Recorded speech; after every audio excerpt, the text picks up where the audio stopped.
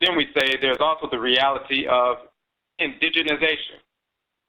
Only Afurakanu, Afuraikaitu can be indigenous anywhere in the world. And then we have a webcast dealing with that.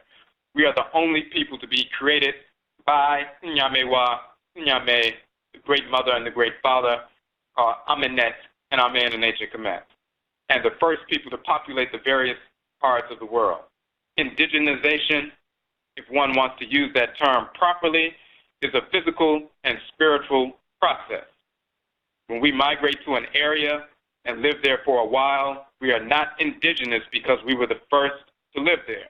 Indigenization in the true sense only occurs and there are 2 points that we deal with. So the key here is that when the whites and offspring use the term indigenous, all they mean is the first people who got to a landmass, they lived there for a while. They'll give some arbitrary number of years. If they've been there for a few hundred years or a few thousand years, and they'll say, these are the indigenous people of the land. That has no basis in reality. So we have to properly define what does it mean to be indigenized to a land. And why is it that only Afuraikani people can be indigenized to a land? And when we understand that, then that also ties in, that has to do specifically with identity, but it also ties into the way we move as a collective in this region with our own peculiar experiences. We have inherited everything that our relatives on the continent have, DNA-wise and spiritual-wise, with regard to trucery, because we were part of those civilizations. But then when we were forced over here, we not only had that previous trucery in our blood, but then we also have the experiences that we've gathered since we've lived in this region of Asase Afua, the Earth Mother. So we have to incorporate those experiences, ritualize the value of those experiences as well.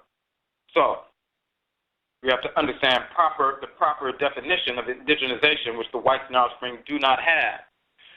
So indigenization, in the true sense, only occurs when we, number one, consume the plant life, mineral life, etc. of the region, including some with the animal life as well. The nutrients of the food and the new environment comprise a portion of the makeup of our newly developed cells, including sperm and ovum.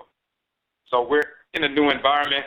We're eating plant life, vegetables and minerals and so forth, wild game, natural game in the area and so forth that we never had before.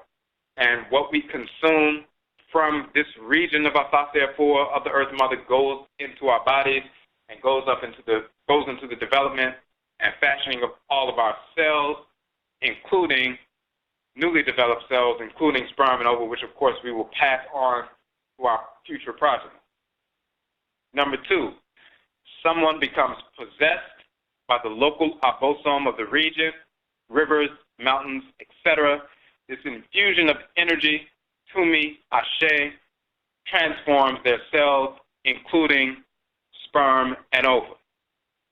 Such an individual then has children whose energy now resonates at the frequency of the abosom of the region.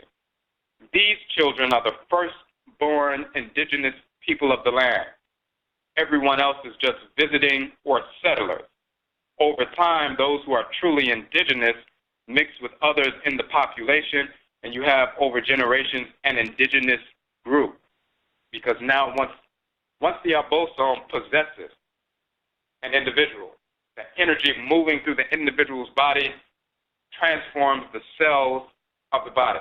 Now, previously, when the abosom possessed our people, we're in Afuraikai, that already happened. So our cells are resonating at the frequency of these forces in creation. That's already going on. And we've had children and grandchildren and great-grandchildren for thousands of years, millions of years. But then some of our people migrate over here or are forced to migrate over here during enslavement. We began to consume the plant life, animal life, mineral life, and so forth of this region. It gets into our cells, and we begin to harmonize on a certain frequency with the Earth Mother, the land, to a certain extent. But the key is when the abosom of the river, the abosom of the earth, the abosom of certain mountains, the abosom of this local region of Asase Afua possess our people for the first time. That energy gets inside the body of our people who are possessed and transforms the cells of the bodies of these individuals. And their cells begin to resonate at the frequency of this abosom. Their cells are transformed forever. When they have children, and that includes their sperm and ova, of course, so when they have children, then their children are born with bodies. They create a zygote. The sperm and ova from these kinds of individuals unite, and they create a zygote within which one of the ancestresses and ancestors enters the womb during reincarnation, takes up residence in that zygote, becomes an embryo, of course, and develops, but it's a specific physical body that's resonating at the frequency of the local abosom that possess parents of the individual. And so this child now is the firstborn indigenous to the land, the firstborn child that came out of the womb already resonating at the frequency of the local abosom of the region. And when such a child with those kinds of cells are resonating at that frequency, then mixes with other children and so forth over generations, now everybody has those kinds of cells that resonate at the frequency of this region of Asase Afua, the Earth Mother, as well as the local abosom of the region. Now these people are indigenized to the land. If that doesn't take place, then they're not indigenized to the land. They're just settlers. They're just people who are visiting. So we say such an individual, then as children we said they're the firstborn indigenous of the land. Everyone else is just visiting or settlers. Over time, those who are truly indigenous mix with others in the population. You have over generations an indigenous group. It must be noted that no abosom, no Orisha, no Vodou, no Arusi, no Ntoru, Ntorotu, misnomer, Neteru, Netetu, no forces of nature, no deities possess non-Afurakanu, non-Afurakaitnu, meaning non-Africans, non-blacks. Therefore, non-blacks will never become indigenous anywhere. This includes the migrant Asians, commonly called, quote-unquote, Native Americans. They are simply white Eurasians, Eastern Eurasians, migrating from Siberia and other places, invading this hemisphere. We were already here. They waged war against our people as well. They're just invaders, but they're not indigenous anywhere. They're not indigenous to this land. They're not indigenous to Asia. Because the only way you can be indigenous is if you can be possessed by the abosom of the land, and that force in nature transforms yourself. The forces in nature do not possess the whites and their offspring. Asians, Hindus, Arabs, Europeans, Americans, pseudo-Native Americans, and so forth, those are spirits of disorder, as we talked about last night. Without a cry, without a soul, a divine consciousness. So no divinities possess them. The only thing that possesses them is their own deceased, discarnate, criminal, white relatives. They're white, Asian, white, European ancestors and ancestresses who are spirits of disorder as well. But the forces in nature will not possess them. Therefore, they are not tied to the land because they cannot harmonize with the forces in nature that undergird the land. So therefore, they can never be indigenized anywhere. No matter how long they live somewhere, they will never be indigenized, ever. They will never have that divine link to the land and the spirits that animate the land.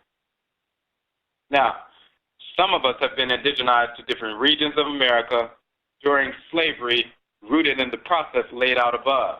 Yet many of us have not been. Many Afurakanu, Afurakaitnu who migrated from Mississippi to Chicago, for example, over the past 100 years, have not been indigenized to the Chicago region. They just live there and have settled there. Most of the food they eat is not grown in the Chicago area, and many of them are not involved in any form of Nanasom, Afurakani, Afurakaiti ancestral religion, and therefore have not aligned themselves with Asase Afua, the Earth Mother's expression in that region, nor have they connected to the abosom of the Chicago River, Lake Michigan, etc.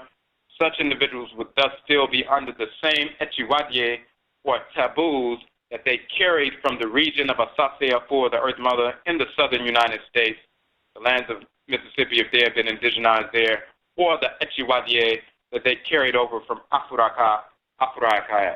So in other words, just because we migrated some of our people through the Great Migration, migrated from Alabama, Mississippi, Louisiana, up the river, or down the river to Chicago and Detroit and so forth,